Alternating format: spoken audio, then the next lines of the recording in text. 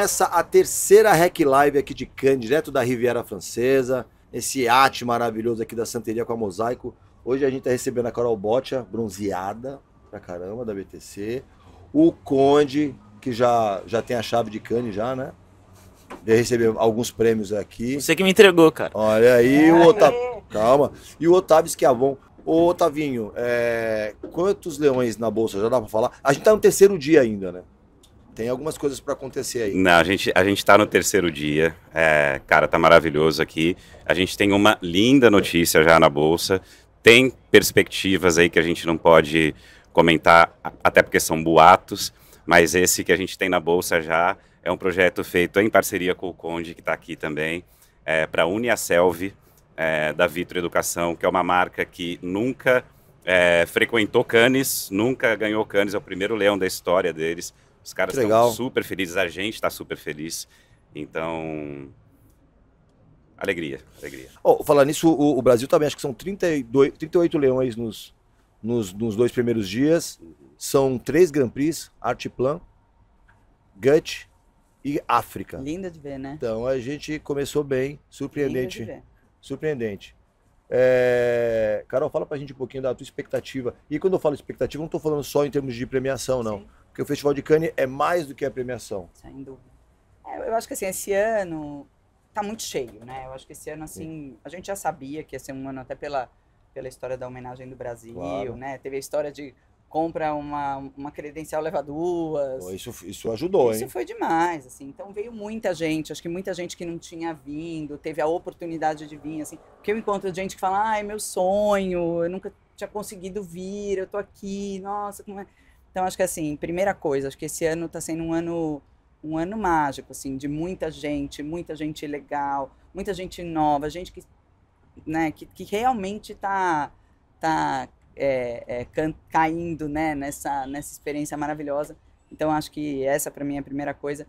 Tem muito cliente. Então assim, muito negócio, muita reunião. Isso também é pro lado bom, pro lado ruim, né? Porque a gente chega aqui pressão, com uma né? agenda horrorosa, né? Um monte de reunião, mas assim, todas as que eu fiz foram super produtivas.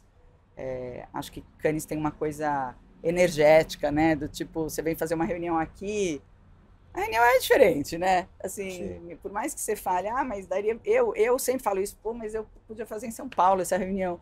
Podia, mas aqui a reunião... Gente, a reunião trabalhar é bastante diferente. na Marginal, Pinheiros, é diferente É de trabalhar na Coisa Azul. É diferente você ver aquele trânsito da Marginal, você olhar aqui e ver esse trânsito de barcos. Aqui é bem mais legal negociar FII, né, Carol?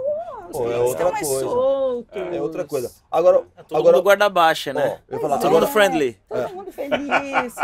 Né? Você quer água? Não, eu quero um rosé. E fica tudo ótimo. Tá todo tudo mundo... bem. Você vê o Conde mesmo, é difícil ver o Conde aqui em Cannes. Geralmente é Saint-Tropez, Juan Le Pen, Grace, Nice. Até parece, eu venho aqui só pra te ver, Cabandias. cara. Eu venho aqui só pra te ver. Vai, Conde, é a sua terceira, quarta vez? Acho que é a minha 5ª vez aqui. Quinta vez, você já é habituê aqui. Primeira vez eu vim aqui em 2017, quando eu era diretor de cena pela Conspiração Filmes. Ah, faz um tempinho, hein? É.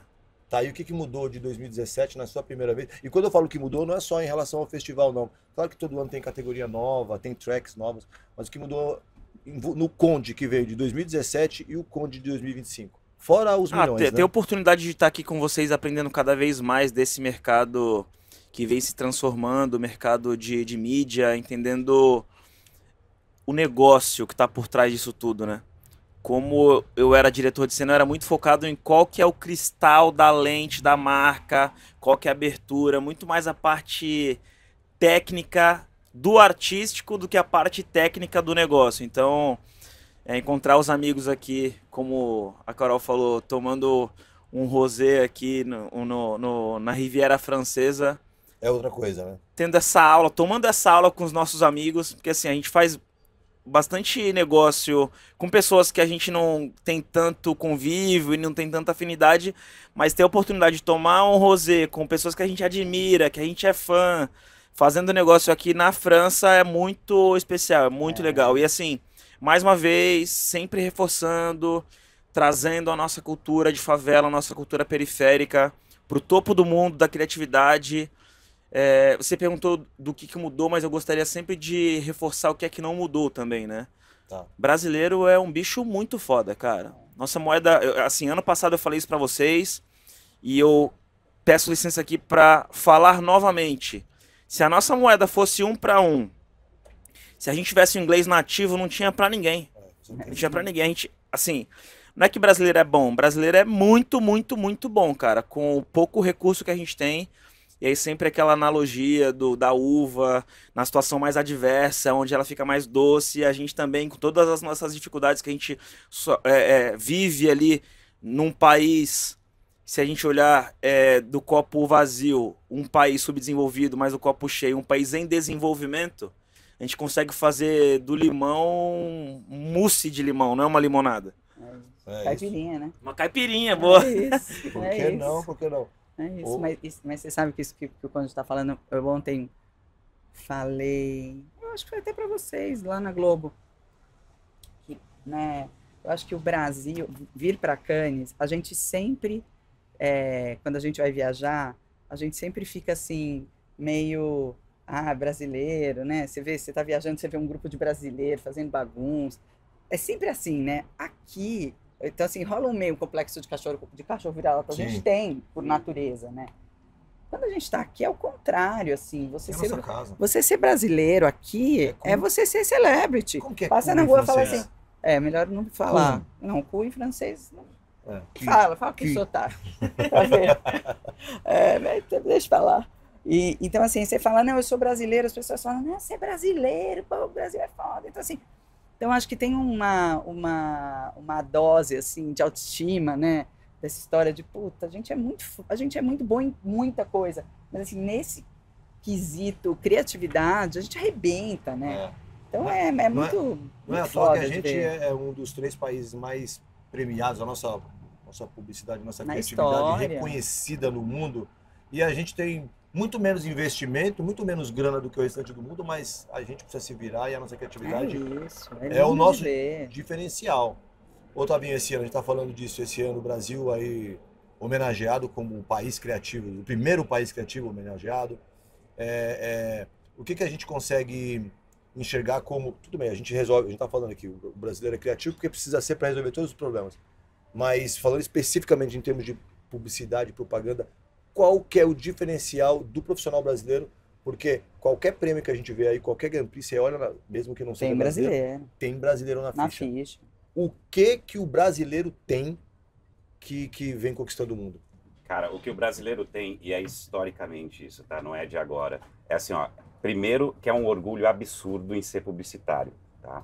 Até porque ser publicitário no passado, cara, quando o Washington começou a fazer esse negócio bombar pra caralho, cara, era uma coisa muito foda. Era glamuroso. Era glamour o negócio, sabe? Então, assim, o brasileiro, historicamente, ele desenvolveu um amor com a profissão, saca? E isso não se desaprendeu, né? Eu comecei em agência em 99, em São Paulo, 1999, e a rotina da agência, cara, e de novo, as pessoas se orgulhavam disso, era trabalhar pra caralho, sabe? Era, virar à noite.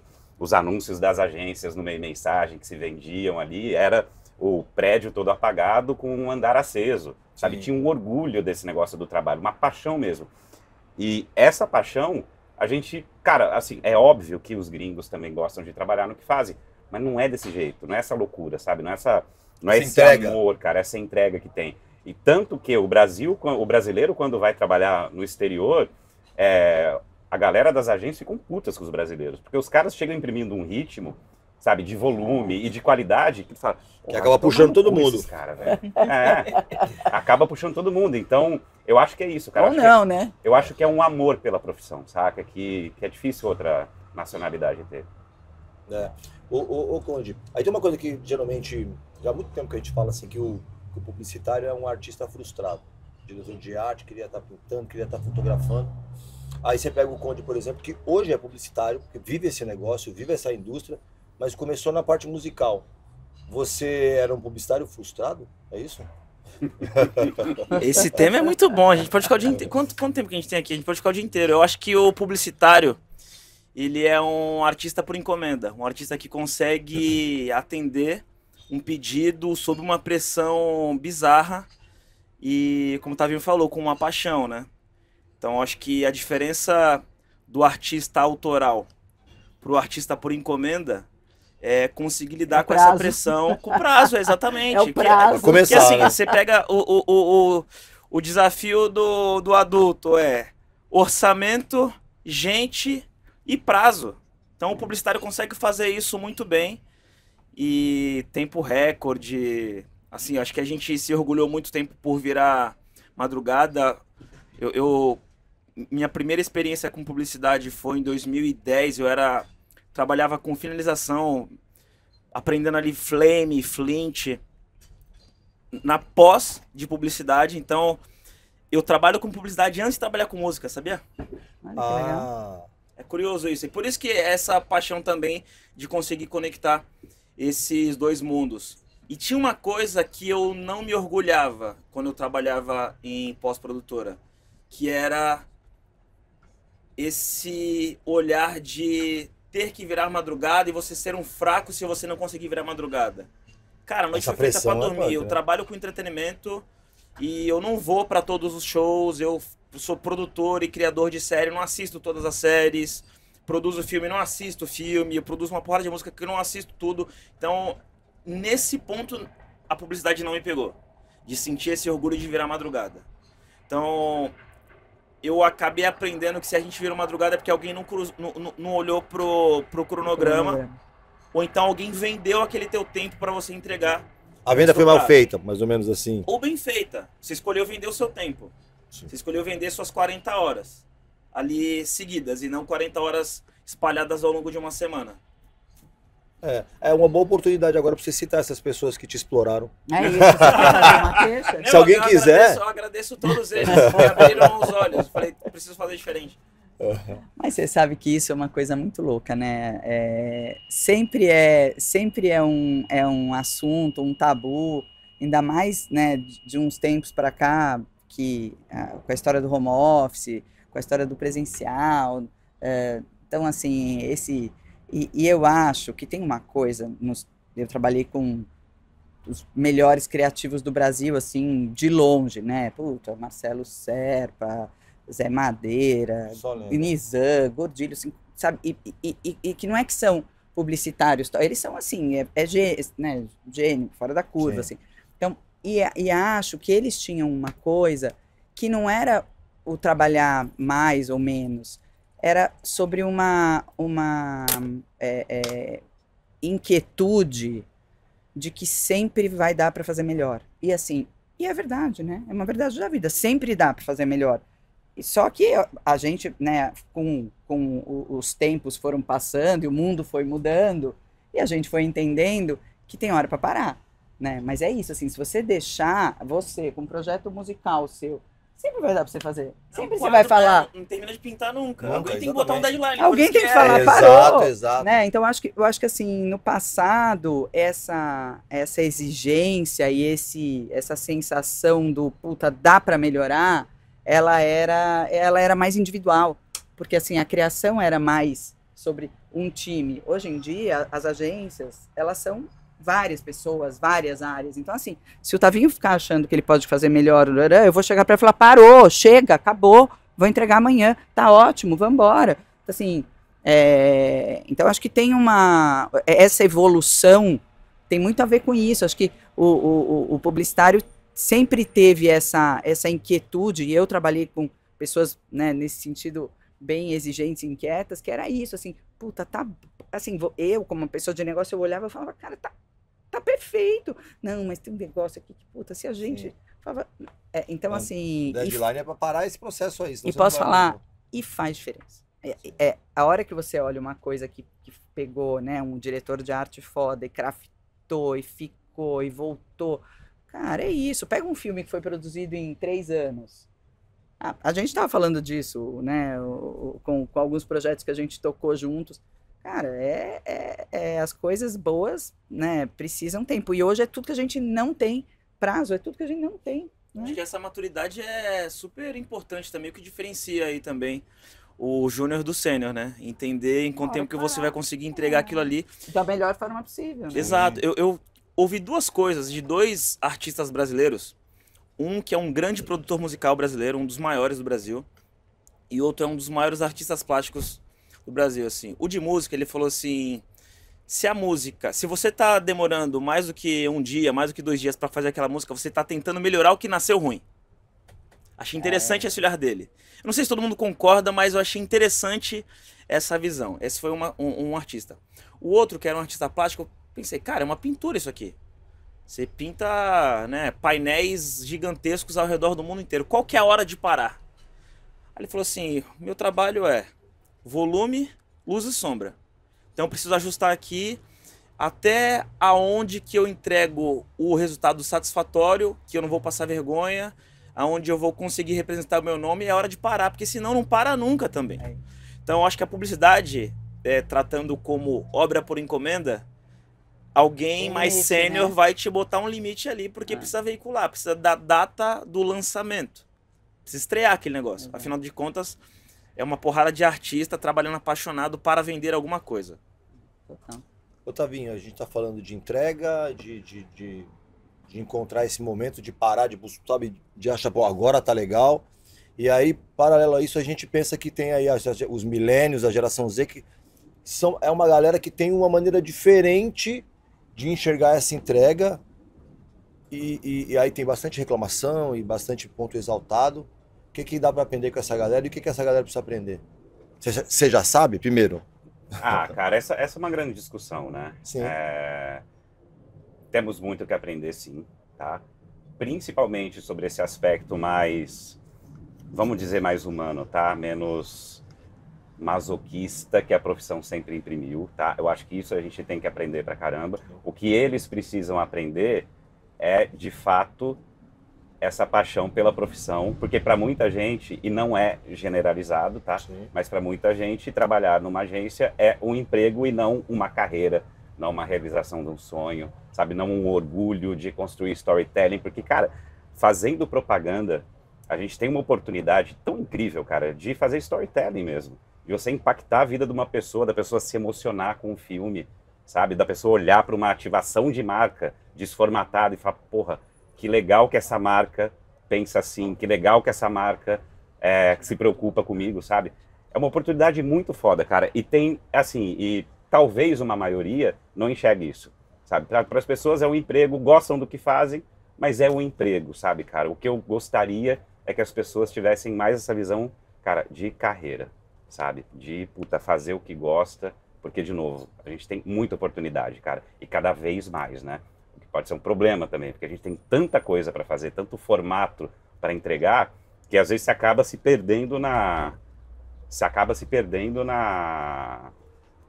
bagunça, né, do cronograma e tudo. Mas quando você coloca um pouquinho de amor, cara, um pouquinho de carinho e fala assim, cara, eu gosto de fazer isso aqui, sabe? Aí a gente entrega um resultado legal pra caramba, diferente da pessoa que tá ali como, pô, trabalho aqui, bato o cartão, legal, gosto do que eu faço, mas gosto mais de fazer outra coisa. Puta, cara, eu acho que falta gostar mais da comunicação, porque a comunicação em agência é espetacular. Entendeu? Muito difícil? É isso aí para você? É muito difícil? E para mim, até eu tô vivendo isso na minha casa, né? Porque eu tenho filhos que estão na faculdade. Tô pensando nisso. Então é outro... Eu tô tendo essas questões geracionais, né? E é engraçado que a minha filha tá fazendo propaganda na SPM. Por que você deixou? Posso falar, sabe que é uma coisa muito legal? O dia que você perguntar para ela, porque é isso, assim, eu, mãe, imagina, sempre fui publicitária, trabalhei em agências enormes, com clientes enormes, todo mundo olha para ela e fala assim, Júlia, você quis seguir a carreira da minha mãe? Aí sabe o que ela fala? Ela fala, mas lógico, minha mãe, olha onde minha mãe chegou. É um exemplo. A minha filha, tô falando isso, a minha filha é gerente de plano na Via Mel, ou seja, também não deu para evitar. Não, e posso falar, assim, eu como mãe, eu me sinto privilegiada de não ter traumatizado uma criança. Porque eu podia ter gerado traumas de uma mãe que, pô, trabalhava até tarde, não sei o quê, viajava. E eles olham como um feito, né? Como uma coisa admirável. Então, assim, acho que eu acho que eu consegui transmitir para ela essa paixão pela propaganda, o poder que a propaganda tem de mudar a vida das pessoas, de mudar as marcas, que mudam a vida, que mudam. Então, assim, acho que eu consegui passar para os meus filhos o lado bonito da nossa profissão. E é muito louco, porque é isso, meu marido é médico. Então, assim, na minha casa era, puta, o médico que salva vidas. Eu chegava em casa com os problemas que eu não tinha nem coragem de contar para ele. Né? Falar, putz, tive um problema, o cliente reprovou a campanha. Ele falava, né? Do tipo, eu tô com o paciente, não tem. Então assim, era quase uma coisa de... A minha vida inteira eu passei, e meus filhos com valores, né? Então, assim, puta, o que é mais valioso? Não tem comparação. Mais. E assim, e mesmo assim, eu consegui construir uma imagem de uma profissão super incrível, super inspiradora, que sim, consegue transformar, né? Importante para a sociedade. Importante para a sociedade, cria cultura. A gente cria cultura, a gente drive a cultura desse país. Então, assim, por exemplo, o case que a gente levou com Vitro, é um case real. A gente mudou a vida dessas pessoas. O mundo tem cada vez menos leitores, isso é um fato. No Brasil, esse fato ele é mais grave, né? O Brasil tem cada vez menos leitores. As pessoas deixaram de ler livros, tá? A Vitro e a Uniaselv, né? É uma empresa que acredita no poder transformador da educação, tá? E assim, do mesmo jeito que tem cada vez menos pessoas lendo, a gente sabe que tem pessoas sim lendo e indo atrás e correndo e buscando informação e tentando aprender alguma coisa. Então a gente fez uma parceria com uma editora Citadel, com a editora Citadel lá no Brasil. Eles foram incríveis. A gente colou no Conde também, apresentou o projeto para ele e falou assim, cara, quero muito estar junto através do Instituto Condzilla. E qual foi a ideia? Tá? A ideia, a gente selecionou alguns best-sellers sobre transformação e empreendedorismo, tá? E a gente fez uma reedição, cara, desses livros, porque a gente teve que abrir um espaço nas páginas dos livros para colocar uma mensagem muito simples para as pessoas que estavam lendo. Rediagramar, né? Teve que rediagramar o livro inteiro, só para abrir um espacinho para falar assim, livros transformam vidas como a sua. Você acabou de ganhar uma bolsa de 100% no Uniaselv. Agora volte para sua leitura. Sabe, a gente fez um experimento até para testar, né, como que seria a reação das pessoas. Cara, foi incrível.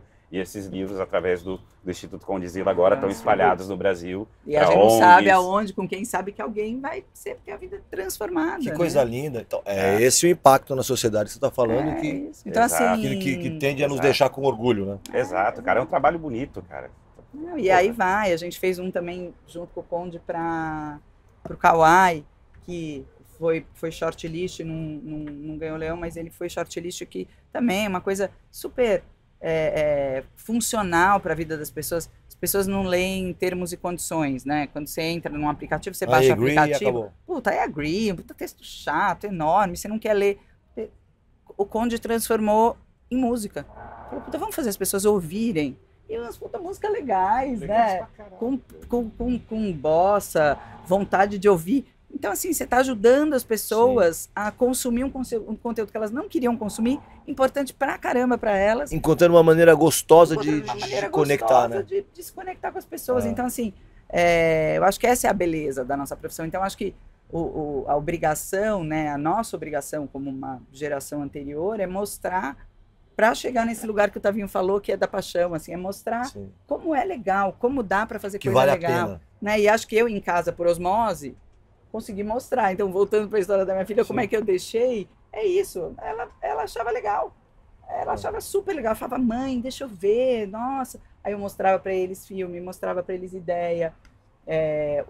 O Enzo, uma vez, foi lá na África, passou um dia na África trabalhando comigo. Falava, nossa, vou ficar trabalhando aqui. Aí ele sentava numa sala, participou de um brainstorm, imagina, um menino de 14 anos, achou massa. Então, assim, acho que é isso. É isso que a gente precisa fazer, sabe? A gente tem... eu acho que quando o publicitário fala assim, nossa profissão é muito dura, a gente tem a obrigação de fazer não ser, né? Tá na nossa mão fazer... Pô, você pode fazer dos dois jeitos, pode fazer ser legal, pode fazer ser chato. Pô, vamos dar o mesmo trabalho. Qual jeito você vai escolher? E é prazeroso também, né? Quando você vê ali na tela, então quando você participa de uma ativação onde você vê as pessoas se divertindo, conectando, você num movimento onde está conectando as pessoas, dando Sensação de dever sentido. cumprido. Exato. Isso é uma delícia. Conde, antes eu queria perguntar para você o seguinte: que momento da sua vida que você imaginou que você ia conseguir, através da arte, colaborar para mudar a vida das pessoas? Porque veja só, tive essa ideia, vou me conectar com o Conde. Já cobrimos 2 projetos que o Conde estava envolvido, como levar as pessoas para a Pinacoteca para conhecer as obras de arte. E você, em algum momento, em que momento você imaginou que você ia conseguir colaborar para essa mudança? Ser um parceiro das marcas, empresas e iniciativas para botar esse negócio em prática. Pra falar a verdade é pra falar mentira? Pode falar mentira primeiro, aí depois você fala a verdade. Pra falar mentira, a gente sempre quis transformar a vida das pessoas. Falar a verdade eu gosto sempre de dar o exemplo do avião, do treinamento ali, né? Da orientação. Quando o avião ele despressuriza, você primeiro precisa colocar a máscara em você para depois você salvar o amiguinho do lado. Então, assim, sendo bem sincero contigo, eu sabia que o nosso trabalho ia ter algum reconhecimento algum dia, numa escala global, não sabia quando. Então, quando é que eu pensei isso? Cara, quando eu tive minha independência financeira, quando eu tive minha segurança financeira. E aí, eu sempre começo e encerro os meus painéis, as minhas palestras falando: antes de ser foda, seja feliz. Eu sempre achava que eu não era feliz porque eu não era foda, porque eu não tava com o relógio tal, porque eu não cheguei de Porsche, porque eu não moro no condomínio de não sei quem. Então eu ficava depositando muito a minha esperança em conquistas de bens materiais, assim, né? E aí depois que eu, graças a Deus, fruto do nosso trabalho e parceria com uma porrada de gente apaixonada também pelo que tá fazendo, a gente conseguiu essa segurança. Eu falei: opa, calma aí. Acho que eu, apesar de ter conseguido isso muito jovem, eu batalhei muitos anos, 20 anos, eu tenho 36 anos. Eu comecei com 11 anos. Fiquei muito tempo, muito focado nisso. E aí, muito jovem também, eu entendi que eu estava sem o propósito, que o propósito era apenas dar uma vida mais confortável para minha família. E aí eu fiquei sem propósito. Liguei pro Celso Ataíde, falei: Celso, tô com um desafio assim, assim, assado. Liguei pro Luciano Huck também.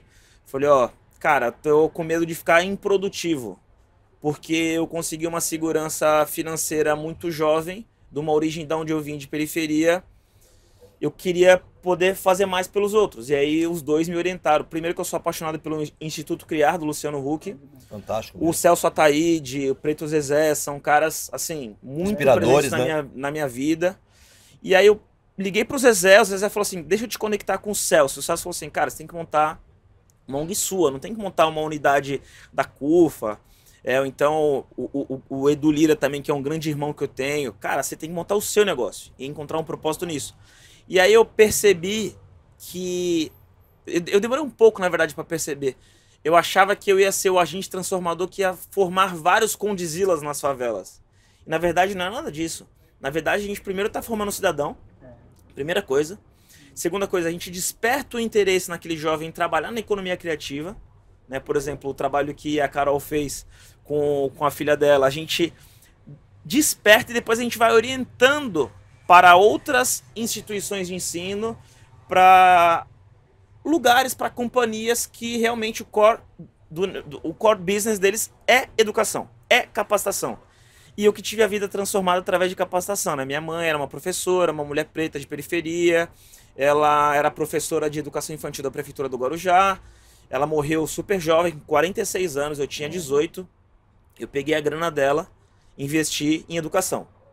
Então a educação não foi importante na minha vida. A educação é e continuará sendo importante na minha vida. Então, quando chegou esse convite da Vaz para a gente fazer, primeiro, uma parceria com a Uniaselv. Para quem não sabe, eu sou embaixador da Uniaselv. E assim, é um projeto que me enche de orgulho por vários motivos. Vários. Um deles é, assim, ganhar bronze junto com Uniaselv, a Vaz, a editora Citadel. Pra mim é muito legal, muito. Mas a cereja do bolo é como fechou essa história, né? Olha só, a gente conseguiu dar 100 bolsas de estudos para jovens periféricos terem a vida transformada através da educação. E aí eu vou falar uma coisa aqui que eu acho que vai muito de encontro com o pensamento, tanto da Vitro, né, o grupo que tem o controle ali da Uniaselv, quanto da Unicesumar, né? Mesmo grupo. que é muita gente falando sobre faculdade não leva ninguém para lugar nenhum, tudo que você está aprendendo hoje em dia você aprende no mercado. Calma aí, você aprende um tipo de coisa no mercado, você aprende outros tipos de coisa em educação continuada, que é uma trilha também que o Grupo Vitro acredita pra caramba, e eu também acredito pra caramba. Assim, ao longo da minha carreira eu fiz alguns cursos mais de uma vez, ou porque eu não tinha entendido, ou porque o mercado se transformou. Então assim, eu sou muito a favor de capacitação.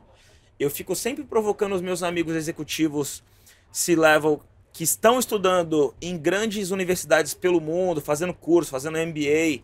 Tem que postar mais, tem que divulgar mais, porque a galera tá achando que vai fazer um cursinho aí de uma semana e vai ficar milionário igual influenciador tal. Não vai ficar. Você tava em Harvard, né? Tava em Harvard a semana passada, fiquei um mês lá, foi duro pra caramba, foi um dos projetos mais desafiadores assim da minha vida, fazer esse curso OPM lá em Harvard. Eu fiquei muito feliz, muito orgulhoso. Tudo isso pra dizer o quê?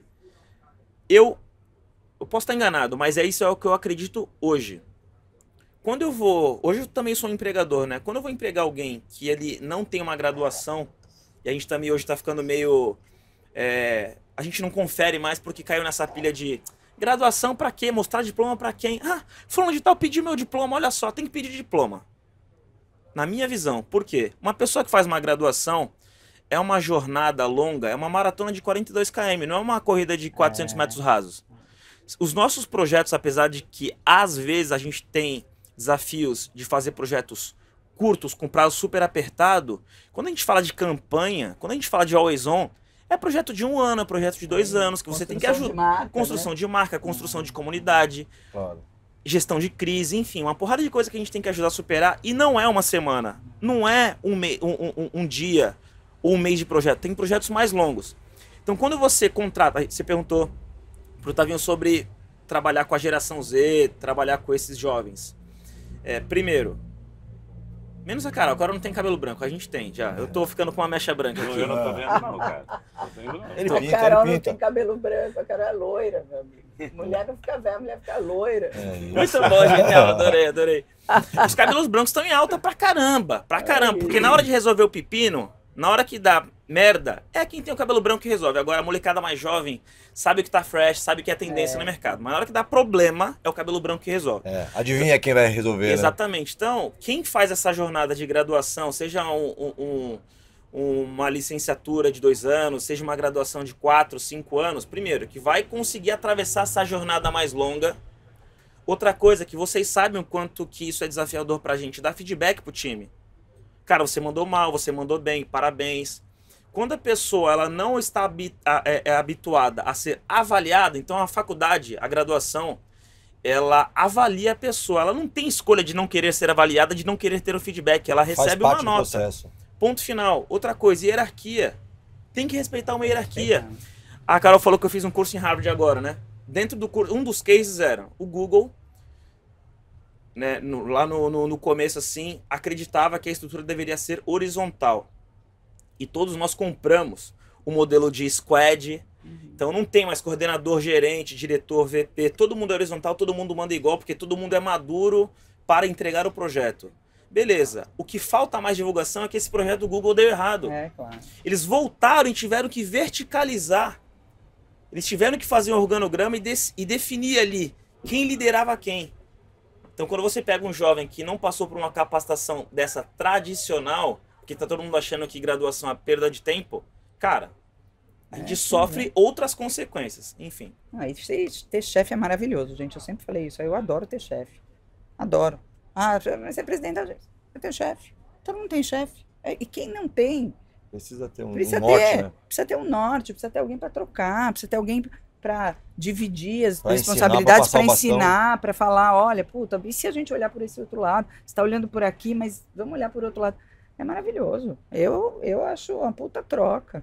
Gente, para fechar, deixar vocês almoçarem, dar vazão para esses 156 compromissos só para esse dia. Essa eu vou terminar eu vou terminar com uma pergunta. Eu vou começar contigo. Começa com o Tavinho, porque se for treta, eu pulo no mar. Mas não é não. Tavinho, se você não corresse o risco de alguém te julgar por absolutamente nada, o que você faria de diferente na sua vida? Maria, ai, que pergunta é essa? É isso aí. Tem uísque aí, cara? Começou a sessão terapia aqui, Porra, cara. Caraca, não, pergunta não, difícil, não abre essa meu. porta, cara. Eu até esqueci da pergunta, cara. Vamos lá. Se você não corresse o risco de ser julgado por absolutamente nada, É. o que você faria de diferente na sua vida? E aí, quando eu falo isso, eu tô falando no campo pessoal, no campo profissional, no campo espiritual, sei lá. Puta, cara, vai parecer meio clichê, tá? Nada, cara. Eu sou uma pessoa muito feliz e muito realizada, cara. Eu vim do interior de São Paulo, de uma família, cara, super simples, mas que sempre me apoiou pra caralho. Todas as escolhas que eu fiz me parecem que foram escolhas certas, porque eu tô num lugar, cara, que eu me sinto realizado, feliz, Chefe maravilhosa. motivado, melhor chefe do Brasil. Que coisa Porra, boa. cara, sentado do lado do Conde, cara, num iate em Cannes, com esse Porra, vai lindo aqui me reclamar? olhando. Você tá Porra, louco. cara, Vai falar o quê, assim, meu tenho uma Deus? família maravilhosa, eu me orgulho muito das minhas escolhas e, cara, eu acho que a gente teria um grande déjà vu se eu pudesse voltar pra trás e escolher tudo de novo, eu acho que eu estaria aqui, cara. Privilégio, privilégio. Ah. Conde, você? Cara, essa pergunta é dura, né? Mas e relaxa, dúvida. é pra ser qualquer o que você quiser. Eu não levaria a vida tão a sério. Hoje eu me esforço pra caramba pra me divertir mais durante os processos, assim. Aprendi a me apaixonar pelo processo, talvez mais do que pelo resultado, inclusive. Porque o que importa é isso aqui, ó. Quem que tá com a gente na trincheira, na hora que der merda, quem vai dar a mão pra gente? Então, eu acho que pra eu chegar até aqui, eu levei as coisas muito a sério. Eu sempre fui um cara muito fechado, reservado. Eu acho que eu acabei romantizando um pouco isso pela minha origem ser de favela, e eu achava que as pessoas não iam me levar a sério, procurar alguns títulos e, assim, sério no sentido de não ser tão divertido, engraçado, mais fechado, mais tímido. Acho que eu romantizei um pouco essa timidez para levar um pouco mais para essa seriedade de ter o respeito das pessoas que eu gostaria que me contratassem. Uma vez eu Hoje assisti. hoje eu queria ser mais legal, Mais cara, solto. mais solto, mais dando risada de tudo. Acho que eu fiquei muito sério até aqui, eu tô tentando mudar isso. Uma vez eu vi um conteúdo, uma palestra do Mano Brown, que ele pessoa perguntou, nossa, Mano Brown, você tá sempre sério no sorrir? Eu não posso, tenho coisa pra fazer. Tipo assim, eu preciso resolver as coisas.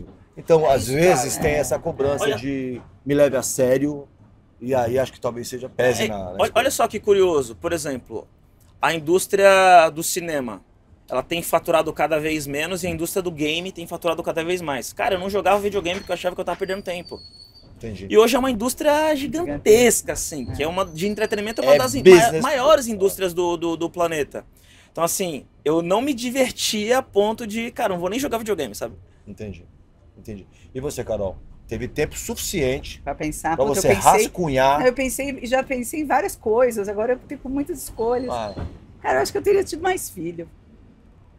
Acho que eu teria tido mais filho. Eu tive 2, amo meus filhos. Mas cresceram, né? Acho que eu queria ter tido bom, tipo, ter sempre filho em casa, porque agora eles estão já na fase cada um. É isso, assim, eu acho que da minha carreira, isso pessoalmente, assim, acho que eu teria tido. E quando eu ia ter o terceiro, meu marido não quis, aí quando meu marido quis, eu não quis. Aí a gente arrumou um cachorro, então acho que eu teria mais filho, acho que eu teria mais cachorro. Muito bom. E na minha vida profissional, eu acho que eu faria tudo igual, com uma diferença, eu comeria menos pilhas. Acho que eu comi muitas pilhas que eu podia não ter comido na minha vida, assim, até por tudo que a gente conversou aqui, acho que a gente, né, passou por pessoas muito emblemáticas e muito fortes e muito talentosas, então eu comi umas pilhas que hoje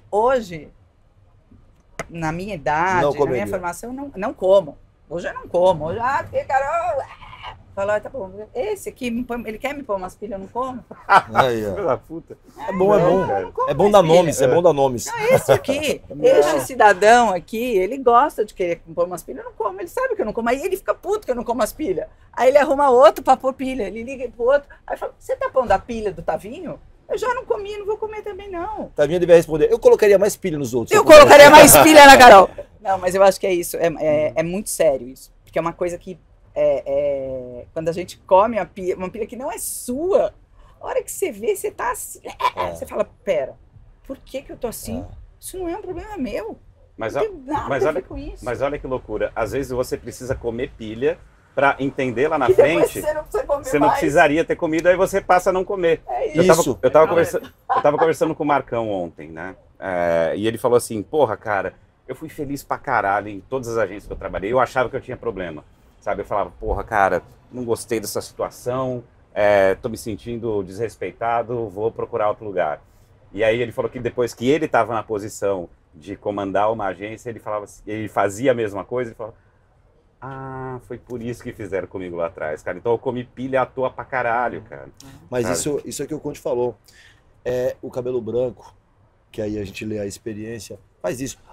Essa pergunta eu acho interessante porque tem muita história que ficou para trás, mas tem muita história pela frente. O que a gente aprende com o que a gente viveu para que a gente possa tomar os melhores passos, sendo melhor para a gente e para o nosso time e para a sociedade. E é isso, assim, aí como líder, assim, eu hoje me coloco numa posição que eu tomo cuidado com as pilhas que eu coloco também. E é óbvio, você como líder, você tem que pôr pilha, porque... Você está inspirando não só as suas filhas. Não. Você está inspirando todo mundo. Então, assim, a hora que você tá lá na liderança, assim, o Tavinho sabe que eu faço pressão, eu peço as coisas, eu exijo. Falo, não, gente, isso aí não tá legal, vamos fazer de outro jeito.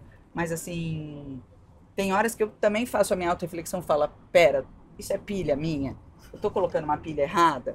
Então, assim, por quê? Porque eu já estive nesse lugar. Então, acho que, assim, como líder, você também tem que... você vai aprendendo, né? Então, acho que essas pilhas do passado constroem líderes melhores, né? Líderes que vão saber dosar, né? Vão saber ter esse lugar, o lugar de parar, né? O lugar, a gente volta lá para o comecinho da nossa conversa, o lugar de parar o seu, parar o dos outros, parar, né, o coletivo. É isso. Gente, eu vou mergulhar, tá? Não sei vocês, mas eu vou dar um mergulho. Falar em lugar de parar, obrigado pela conversa, obrigado por esse bate-papo, pela oportunidade de trocar essa ideia, de ter 3 pessoas diferentes, mas com objetivos em comum, com background diferente, mas que eu espero que tenha inspirado você aí do outro lado. Inspirado em ser melhor profissional, em ser melhor pessoa, e se descobrir, se respeitar, e quem sabe no ano que vem tá aqui. No iate da Santeria, Mosaico, e com uma parceria com o Reclame. Lembrando que você vai poder acompanhar esse conteúdo no digital do Reclame, da Santeria, da Mosaico, no Multishow, na Globoplay, em qualquer lugar, a hora que você quiser. Um beijo e até daqui a pouco.